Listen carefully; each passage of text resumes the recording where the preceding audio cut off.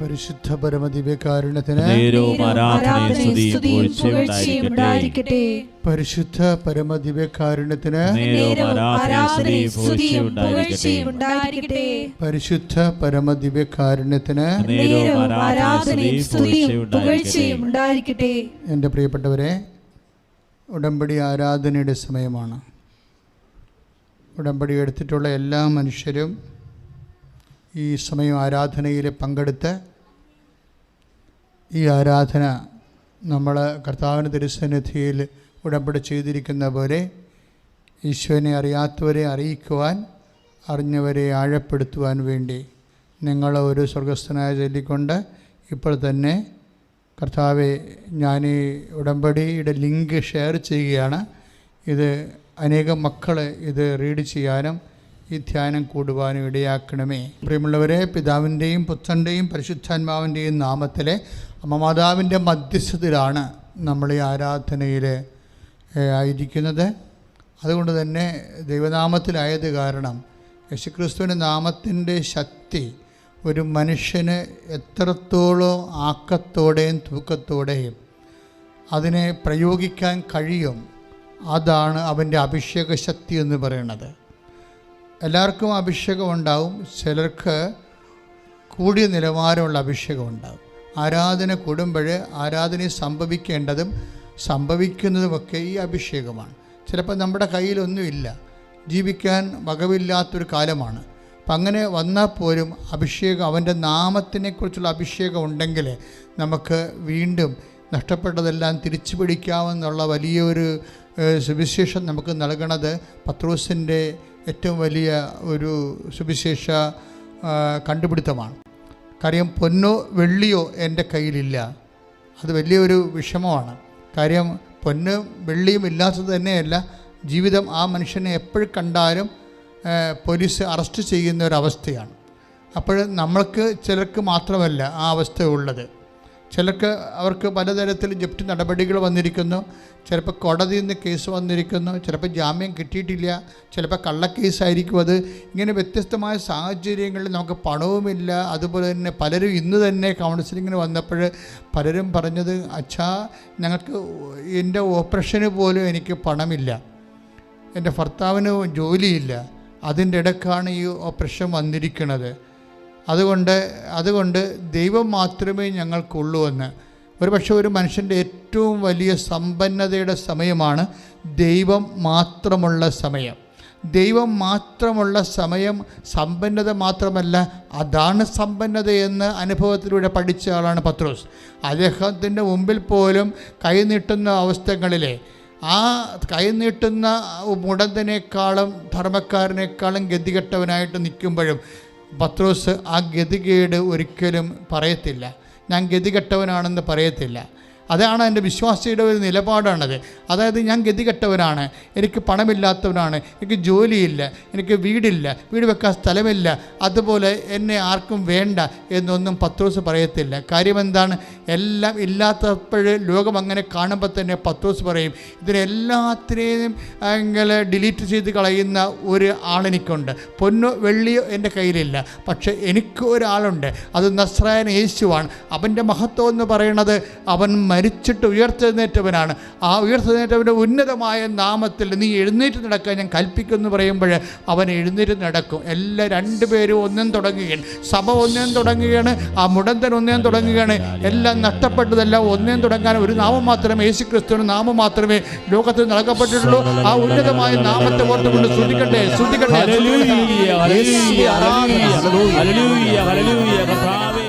ഒരു സാക്ഷി ഇവിടെ പറഞ്ഞു, ആ സാക്ഷ്യം കേൾക്കുകയും ആൾക്കാർ ഇങ്ങനെ കൈയടിച്ചു, ഓട്ടോമാറ്റിക്കായിട്ട് കൈയടിച്ചു. അതെന്താ വെച്ച് കഴിഞ്ഞാൽ അവർക്ക് കുടിക്കാൻ വെള്ളമില്ല.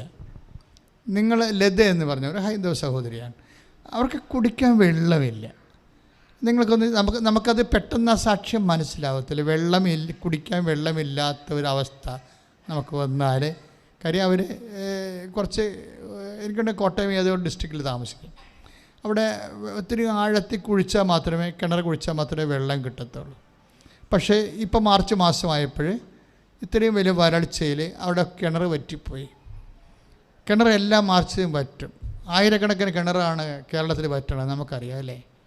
പലക്കും ജപ്പാൻ കുടിവെള്ളമോ മറ്റു വെള്ളമൊക്കെ ഉള്ളത് കൊണ്ട് ഇങ്ങനെ കട്ടിച്ച് വെള്ളം വിലക്ക് വാങ്ങി ജീവിക്കുക. ഈ പാവപ്പെട്ടല്ലേ ഇത്, പക്ഷേ അങ്ങനെ വിലക്ക് വാങ്ങാനുള്ള മാർഗ്ഗമൊന്നുമില്ല അതിന്.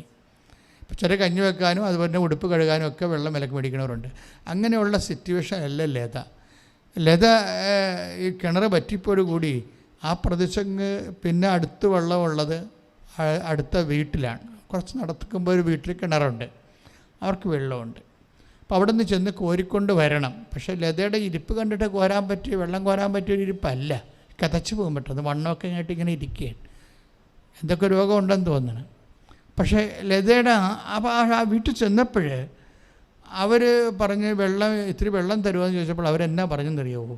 അവർ പറഞ്ഞത് കറണ്ട് വെള്ളം അടിച്ച് കിണറ്റിൽ നിന്ന് എടുക്കണമെങ്കിൽ, മുകളിലോട്ട് എടുക്കണമെങ്കിൽ കറണ്ടിൽ വേണം. അപ്പം കറണ്ട് അങ്ങനെ ചിലവാക്കാനില്ല, അതുകൊണ്ട് വെള്ളം തരാൻ ബുദ്ധിമുട്ടാണെന്ന് പറഞ്ഞു. അത് കേരളത്തിലാണ്. അപ്പോൾ ഞാൻ ഓർത്ത് ഇങ്ങനെയുള്ള ആൾക്കാരൊക്കെ ജീവിക്കുന്നത് കൊണ്ടാണല്ലോ പ്രളയം മാറാതെ ഇരിക്കണത്. 2 പ്രളയം വന്നില്ലേ? ഇപ്പോൾ ഈ മാർച്ച് മാസം സാക്ഷ്യം കേട്ടപ്പോൾ എൻ്റെ മനസ്സ് ചങ്കലച്ചത് ഇതാണ്. വെള്ളം 3-ാം നില വരെ കയറിയ ഒരു കേരളമാണിത്, എന്നിട്ടും മനുഷ്യൻ നന്നായിട്ടില്ല. പാവപ്പെട്ടവന് അരി വെക്കാൻ വേണ്ടി ഇത്തിരി വെള്ളം ചോദിച്ചപ്പോൾ പറയണേ കറണ്ട് അടിക്കണം. അതിന് കറണ്ട് അടിക്കാതെ പിന്നെ എങ്ങനെ വെള്ളം കിട്ടണത്? അവിടെ വെള്ളത്തിന് ഇത്തിരി വെള്ളം കൊടുക്കണം, പക്ഷേ വെള്ളം കൊടുക്കാൻ തയ്യാറല്ല. അതായത് അതോടുകൂടി ഇവർക്ക് ചങ്ക് അലച്ച് ഇവർ തിരിച്ചു പോരും, വെള്ളമില്ലാതെ പോകും. പിന്നെ എന്താ ഒരു മാർഗ്ഗമില്ല. അവർ കിണറ്റിലിടും നോക്കി ഇങ്ങനെ വെറുതെ നിൽക്കും. അപ്പോഴവിടെ മനസ്സിലൊരു സംഭവം ഉണ്ട്, അതാണ് വിശ്വാസത്തിൻ്റെ വിഷയം. അവരുടെ മനസ്സിൽ വിചാരിച്ചേ അവർ ഉടമ്പടി എടുത്ത അപ്പോഴേ ഇവിടുന്ന് വെഞ്ചരിച്ച് കിട്ടിയ എല്ലാം തീർന്നു. അവരുടെ കയ്യിൽ ഒരാപത്ത് വന്നപ്പോൾ എല്ലാം തീർന്ന്, പക്ഷേ വെഞ്ചരിച്ച തേനിരിപ്പുണ്ട്. ഞങ്ങളെപ്പോഴും ഞങ്ങളോട് പറയണതാണ്, ഞങ്ങളെന്തെങ്കിലും വെഞ്ചരിച്ച് തന്നാൽ അത് ഇങ്ങനെ ഒരു സാധാരണ ഒരു ജനറൽ വെഞ്ചരിപ്പല്ലത്.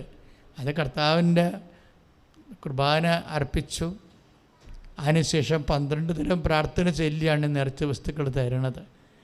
പക്ഷെ അത് ചിലർക്ക് അതിനെക്കുറിച്ച് നല്ല ബോധമുണ്ട്, അതുകൊണ്ട് അവർ എക്സിക്യൂട്ട് ചെയ്യുമ്പോൾ അതുപോലെ തന്നെ വിശ്വാസപ്രമാണം ചൊല്ലിയാണ് ചെയ്യണം. അപ്പോൾ ലത നോക്കിയപ്പോൾ ഒന്നുമില്ല, തേൻ ഇത്തിരി വെഞ്ചരിച്ച് ഇരിപ്പുണ്ട്.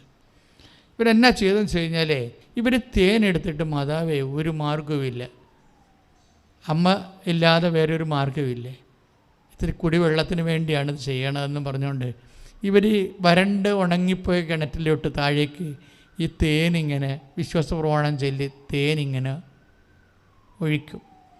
ഒഴിച്ചിട്ട് അവർ തിരിച്ചു പോരും. തിരിച്ചു പോന്ന് ഒരു 5 ചെവിടി വരെ വെച്ച് കാണും. അപ്പം കുളുകുളാന്ന് പറഞ്ഞ് സ്വരം കേൾക്കും ഇവർ. അപ്പോൾ ആരാണ്ട് കിണറിലെ വീണെന്നും പറഞ്ഞിട്ട് ഇവർ തിരിച്ചു വരുമ്പോൾ അവർ പറയണേ കഞ്ഞി തിളക്കണ പോലെ താഴേന്ന് വെള്ളം മേലോട്ട് കുതിച്ച് വന്നുകൊണ്ടിരിക്കണമെന്ന്. അതായത് അത് കേട്ടോടുകൂടി ഇവിടെ ഇരുന്ന ജനം മുഴുവൻ അറിയാതെ പേടിച്ചു പോയി. കാര്യം ദൈവം എപ്പോഴാണ് നമുക്ക് അനുഭവവേദ്യമാകണമെന്ന് പറഞ്ഞത് പലപ്പോഴും 0 പോയിൻ്റ് ആകുമ്പോഴാണ്.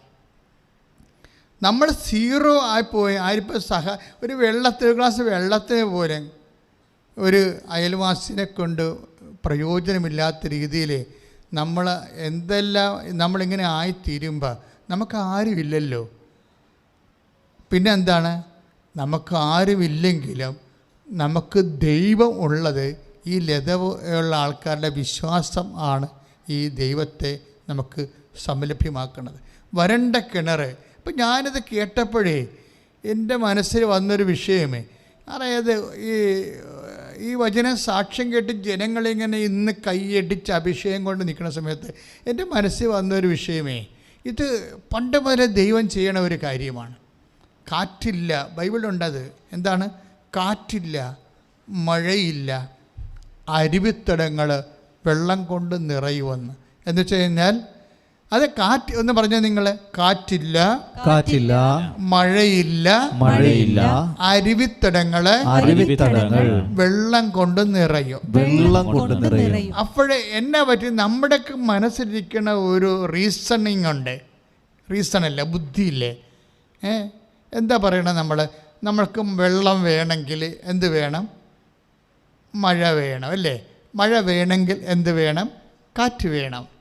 അപ്പോൾ ഇങ്ങനെ ഇന്നത് ഉണ്ടായാൽ മാത്രമേ നമുക്ക് ഇന്ന കാര്യങ്ങൾ നടക്കുമെന്നും പറഞ്ഞുള്ളൊരു യുക്തിയുണ്ട്. ഈ വിശ്വാസത്തിൽ യുക്തിക്ക് ഒരു സ്ഥാനവുമില്ല. എന്നും ഞാൻ പറയുന്ന ഒരു കാര്യമാണ്, വിശ്വാസത്തിൽ യുക്തിക്ക് ഒരു സ്ഥാനവുമില്ല. എന്താ കാര്യം വെച്ചാൽ, യുക്തിയല്ല വേണ്ടത്, ഉടമ്പടിയാണ് വേണ്ടത്. യുക്തിയല്ല നമുക്ക് വേണ്ടത്, ഉടമ്പടിയാണ് വേണ്ടത്.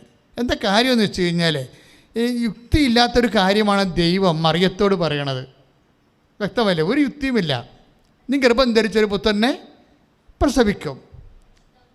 അപ്പോഴേ ഒരു യുക്തിയുമില്ലാത്തൊരു കാര്യമാണ്. എന്താണ് പറയണത്? നീ ഗർഭം ധരിച്ചൊരു പുത്രനെ പ്രസവിക്കും. അപ്പോഴമ്മ ചോദിക്കും, ഇതെങ്ങനെ സംഭവിക്കും? കാര്യം എന്താണ്? ഞാൻ യുക്തിപരമായിട്ട് ചിന്തിച്ചാൽ ഞാൻ പുരുഷനെ അറിയുന്നില്ലല്ലോ. അപ്പോൾ ദൈവം പറഞ്ഞു, അങ്ങനെ ഒരു മാർഗമേ ഉള്ളൂ, അത് നിൻ്റെ യുക്തിയുടെ മാർഗമാണ്, നിൻ്റെ വിശ്വാസത്തിൻ്റെ മാർഗമല്ല. അപ്പോൾ ഓരോ കാര്യങ്ങൾ സംഭവിക്കണമെന്നുണ്ടെങ്കിൽ യുക്തിപരമായിട്ട് ഒരു മാർഗം, യുക്തിപരമായിട്ടൊരു മാർഗമേ ഉള്ളൂ. അപ്പം നമ്മൾ ആ യുക്തിപരമായ മാർഗത്തിൽ ആ വഴിക്ക് തന്നെ നമ്മളെ ദൈവം സഹായിക്കണം. ആ രീതിയിൽ നമ്മൾ ചിന്തിക്കുമ്പോഴാണ് നമ്മുടെ വിശ്വാസത്തിന് ഡാമേജ് ആകണത്. ദൈവത്തിന് നിങ്ങളെ എങ്ങനെ സഹായിക്കാൻ പറ്റും? എങ്ങനെ സഹായിക്കാൻ പറ്റും?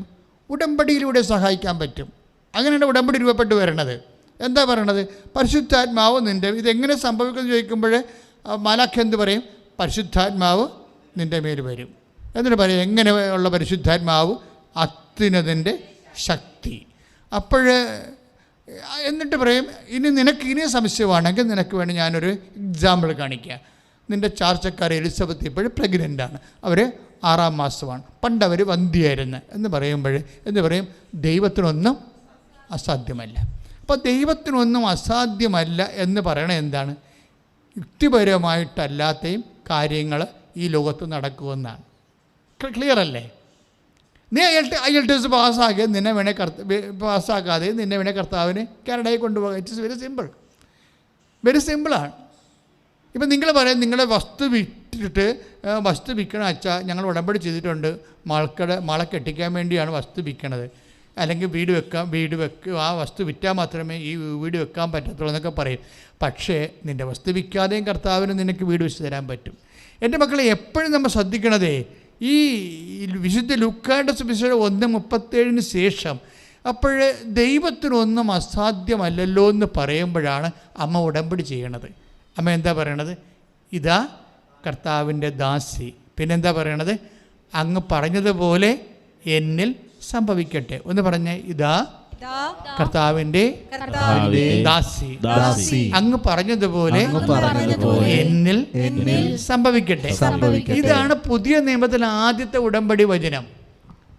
ഇതെങ്ങനെ സംഭവിക്കും എന്നുള്ള ചോദ്യത്തിന് മറുപടി എന്താണ്? ഇതാ കർത്താവിൻ്റെ ദാസി, അങ്ങ് പറഞ്ഞതുപോലെ ദൈവം പറഞ്ഞതുപോലെ എന്നിൽ സംഭവിക്കട്ടെ. അപ്പം അതിന് മഴ വേണമെന്ന്, കാറ്റ് വേണമെന്നില്ല, മഴ വേണമെന്നില്ല, കാറ്റില്ല എന്ന് പറഞ്ഞേ, കാറ്റില്ല, മഴയില്ല, അരുവിത്തടങ്ങളിൽ വെള്ളം കൊണ്ട് നിറഞ്ഞു. അപ്പോഴേ ഇതുപോലെയുള്ള കാര്യകാരണ ബന്ധങ്ങളില്ലെങ്കിലും നമ്മളുടെ ഒരു വിശ്വാസിയുടെ കാര്യകാരണം എന്നൊക്കെ പറയുന്നത് വിശ്വാസം മാത്രമാണ്. അത് വിശ്വാസം മാത്രമാണ്. പിന്നെ ചിലർക്ക് ആ വിശ്വാസത്തിൽ കുറച്ച് വല്ലാത്ത സ്നേഹം കൂടി ഉണ്ടാകും. ദൈവത്തോടെ സ്നേഹം കൂടി ഉണ്ടാവും. ദൈവത്തോട് സ്നേഹം കൂടി ഉണ്ടെങ്കിൽ പിന്നെ തുളുമ്പത്തില്ല, ആട്ടമൊക്കെ നിൽക്കണം. അങ്ങനെയാണ് ആൾക്കാർക്ക്. ചിലർക്ക് ഈ വിശ്വാസത്തിൽ ആട്ടക്കാരല്ലേ, അതിൻ്റെ കാര്യം സ്നേഹമില്ലാത്തത് കൊണ്ടാണ്. ദൈവത്തോട് വിശ്വാസമുണ്ട്, പക്ഷെ അവർക്ക് സ്നേഹമില്ല, ഒരു പേഴ്സണൽ റിലേഷൻസ് ഇല്ല.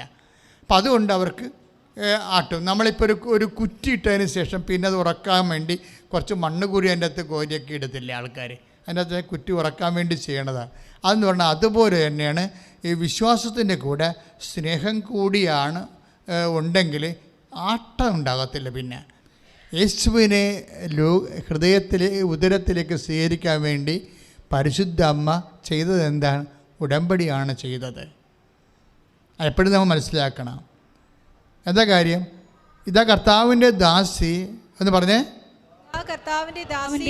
അങ്ങ് പറഞ്ഞതുപോലെ എന്നിൽ നിറവേറട്ടെ.